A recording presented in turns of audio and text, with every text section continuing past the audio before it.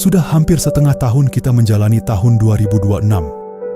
Coba kamu ingat-ingat lagi, berapa banyak malam yang kamu habiskan sambil menatap langit-langit kamar, dengan dada yang terasa sesak memikirkan cicilan, isi rekening yang terus menipis, atau ketakutan kalau tiba-tiba kamu nggak punya uang lagi besok.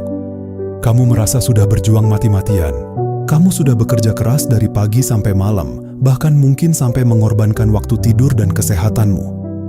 Kamu juga nggak pernah absen berdoa, meminta kelimpahan, meminta agar nasibmu berubah. Tapi jujur sama dirimu sendiri, kenapa rasanya hidupmu masih gini-gini aja? Kenapa jalanmu selalu terasa buntu, seolah-olah ada tembok besar yang nggak kasat mata, yang selalu menahanmu untuk melangkah maju? Sini, duduk dekat-dekat sama aku. Kita perlu bicara jujur, dari hati ke hati, tanpa ada ego yang perlu kita bela. Aku mau menampar kesadaran kita berdua, karena ada satu kebenaran pahit yang harus kamu dengar hari ini, meskipun rasanya akan sangat menyakitkan. Sesuatu yang selama ini kamu sebut sebagai usaha untuk bertahan hidup, sebenarnya adalah jebakan paling mematikan yang sedang kamu gali untuk dirimu sendiri. Kamu tahu apa yang sebenarnya sedang terjadi di dalam kepalamu setiap hari? Ketakutan. Ya, rasa takut yang luar biasa akan kemiskinan, takut jadi orang melarat, takut direndahkan orang lain, dan takut nggak punya masa depan. Ketakutan itulah yang sebenarnya mengendalikan seluruh hidupmu sekarang. Mari kita bedah pelan-pelan. Saat kamu bangun pagi dan bersiap-siap kerja, motivasi utamanya apa? Apakah karena kamu ingin berkarya dan berbagi manfaat? Atau karena kamu dikejar ketakutan kalau bulan ini kamu nggak bisa bayar kontrakan? Saat kamu melihat orang lain sukses di media sosial, apa yang pertama kali bergejolak di dadamu? Rasa kagum atau rasa cemas yang bikin kamu membatin? Kok dia bisa, sedangkan aku kok sial banget ya? Tanpa kamu sadari, setiap kali kamu memikirkan uang, emosi yang menyertainya selalu emosi yang negatif. Kamu memikirkan uang dengan rasa cemas. Kamu mencari uang dengan rasa panik.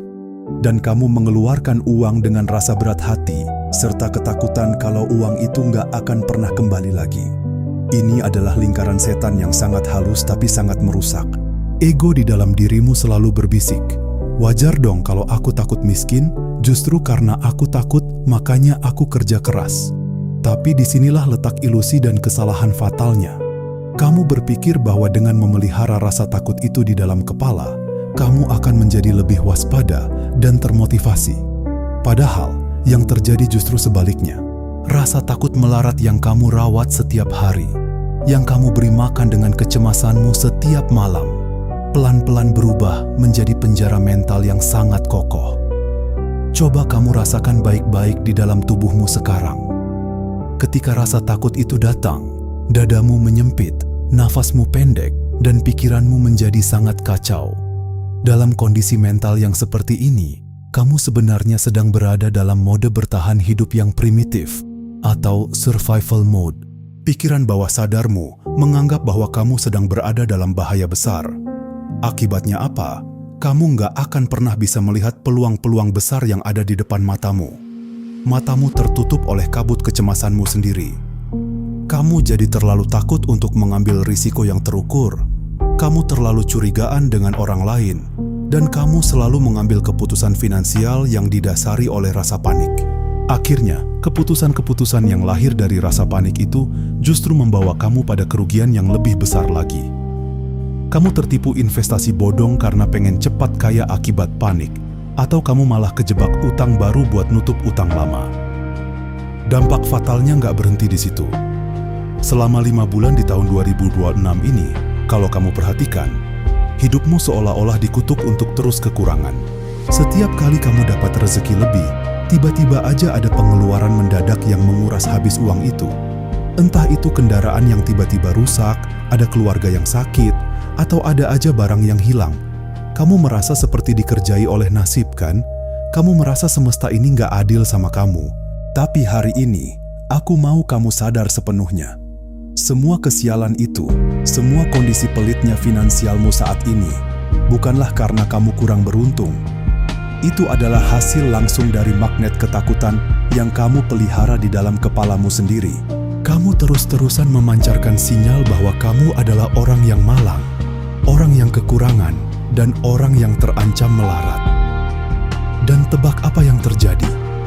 Pikiran bawah sadarmu dan energi di sekitarmu bekerja sama untuk mewujudkan ketakutan terbesar itu menjadi kenyataan yang utuh di hidupmu. Kamu sedang menjerat dirimu sendiri dalam lingkaran penderitaan yang gak akan pernah usai. Selama kamu masih mengizinkan rasa takut itu duduk di kursi kemudi hidupmu.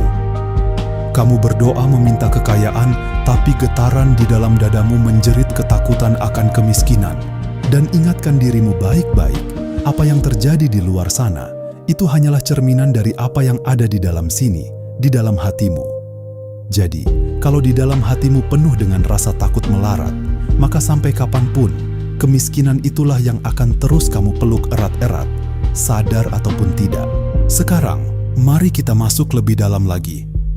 Kita akan membedah sesuatu yang jarang sekali disadari orang, yaitu bagaimana isi kepala dan getaran di dalam dadamu bekerja layaknya sebuah pemancar radio.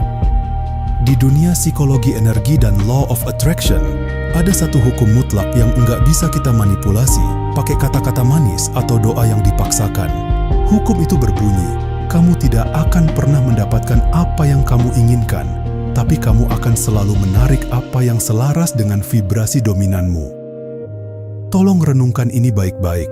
Ketika kamu meratap dan bilang, aku pengen banget kaya, aku pengen punya banyak uang, getaran sejati apa yang sebenarnya keluar dari dalam dirimu?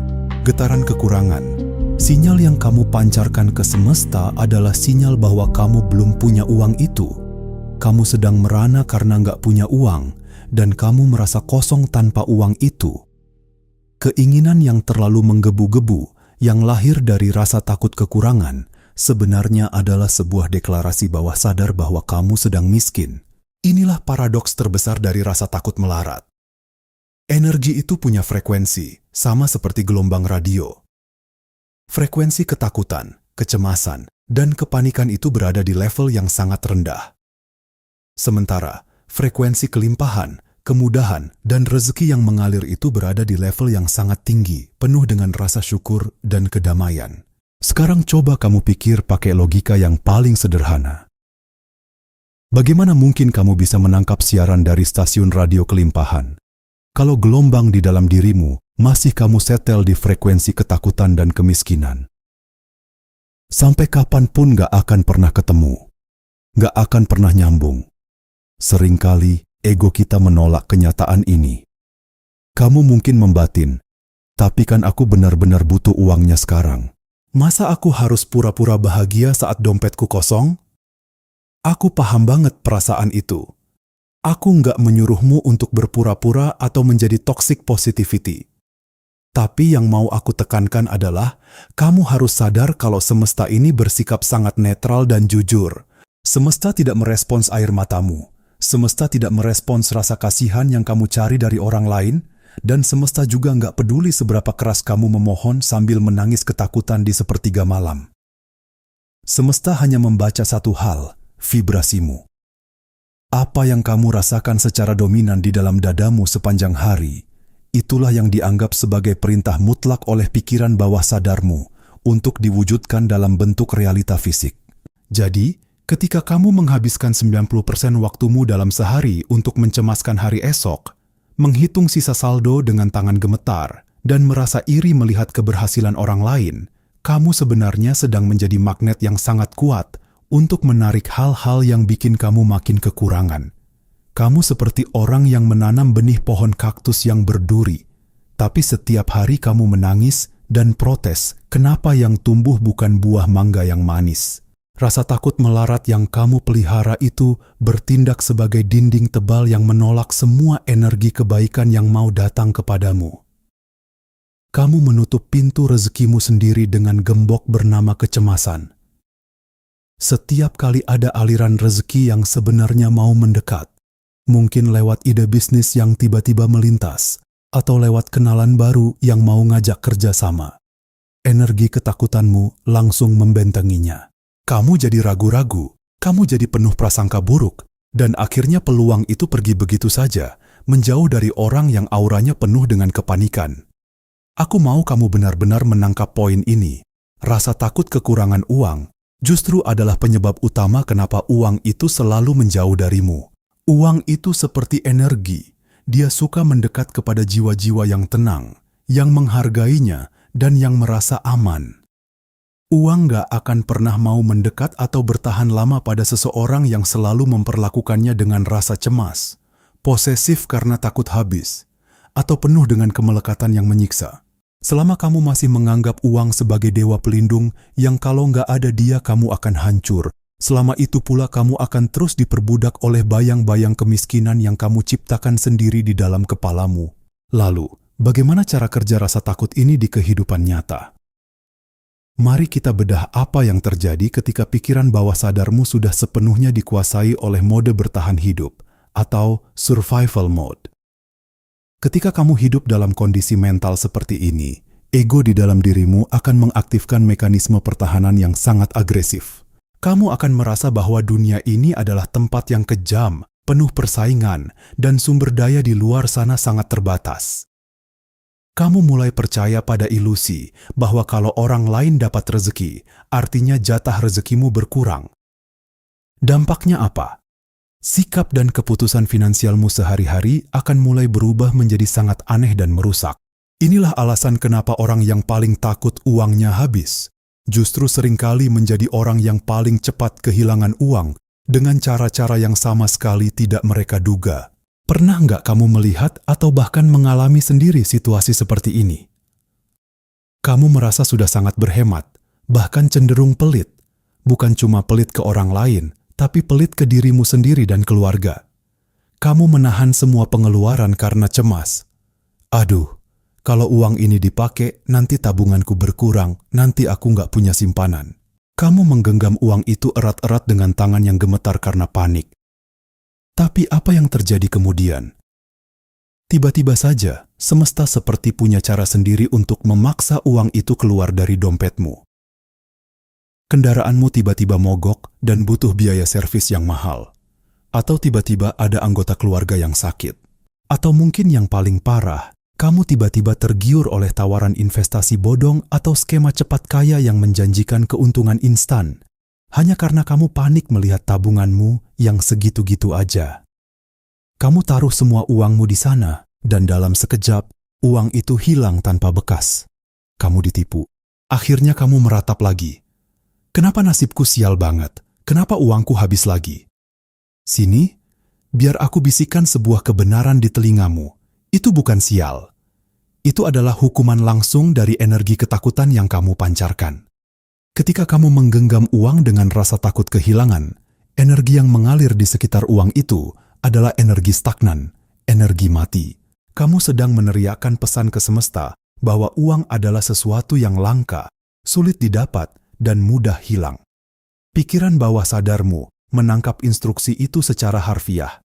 Karena bagi pikiran bawah sadar, fokus utamamu adalah kehilangan uang, maka dia akan mencari cara di realita fisik untuk membuatmu benar-benar kehilangan uang itu agar selaras dengan apa yang kamu takuti. Inilah lingkaran setan survival mode. Rasa takut melarat membuatmu mengambil keputusan yang didorong oleh kepanikan. Keputusan yang didasari kepanikan pasti menghasilkan kekacauan.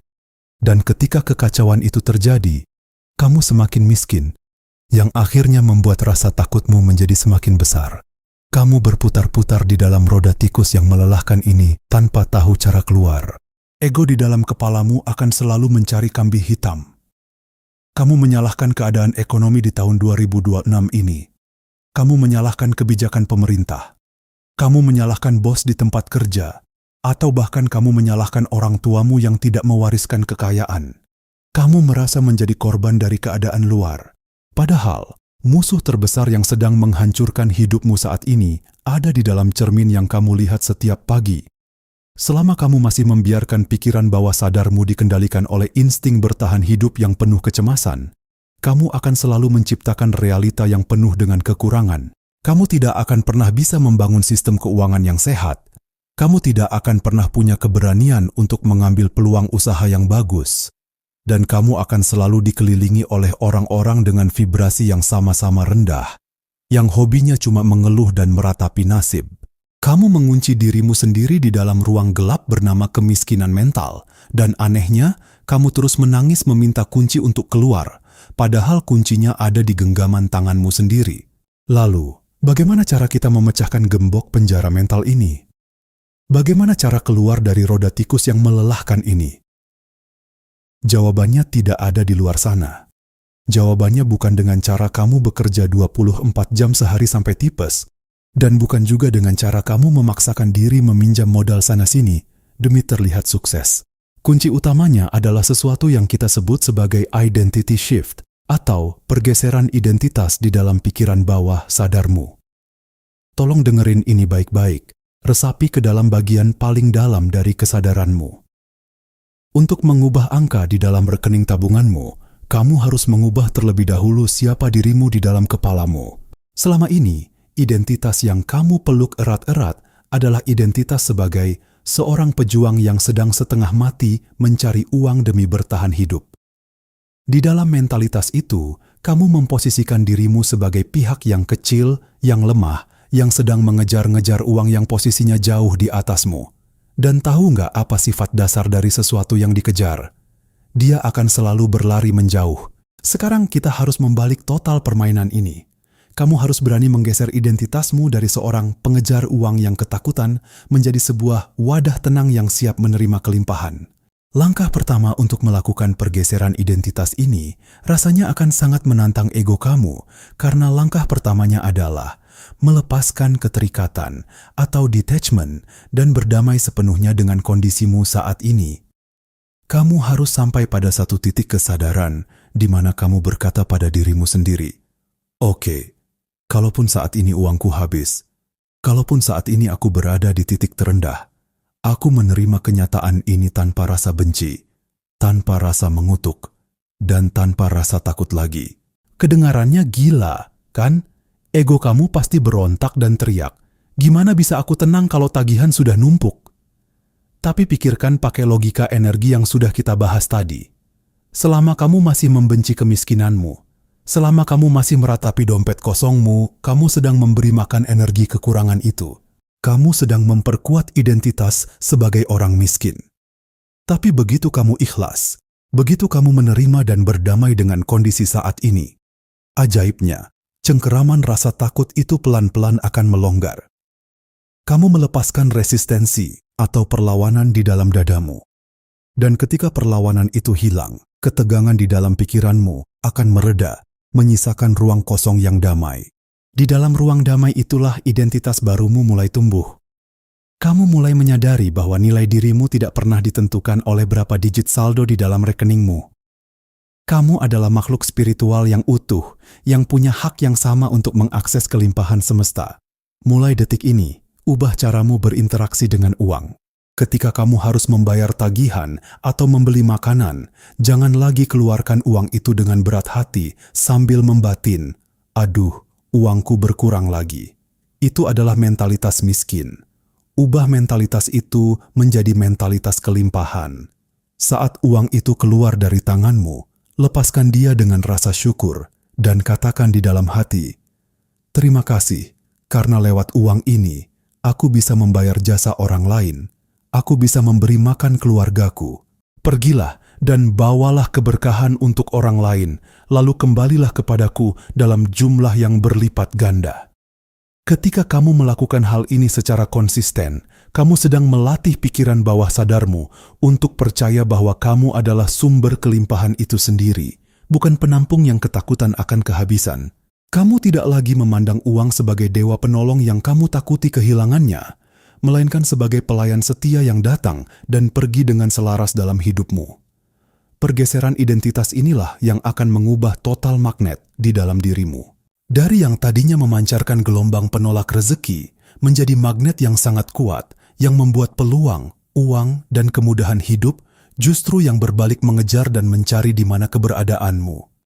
Setelah kamu berhasil menggeser identitas di dalam kepala, sekarang saatnya kita mengunci perubahan itu agar menjadi kenyataan yang permanen di sisa tahun 2026 ini. Langkah terakhir ini adalah tentang penyelarasan energi melalui sebuah seni spiritual yang sangat tinggi, namun seringkali disalahartikan, yaitu seni berserah yang aktif atau The Art of Surrender. Tolong bedakan antara berserah dengan menyerah kalah. Menyerah kalah adalah tindakan putus asa dari orang yang patah arang karena merasa usahanya sia-sia. Tapi berserah yang aktif adalah tindakan dari jiwa yang sangat kuat. Jiwa yang sudah melepaskan seluruh kecemasan dan ego kebingungannya, lalu mempercayakan hasil akhirnya kepada kekuatan yang jauh lebih besar dari dirinya, kepada Tuhan, kepada semesta.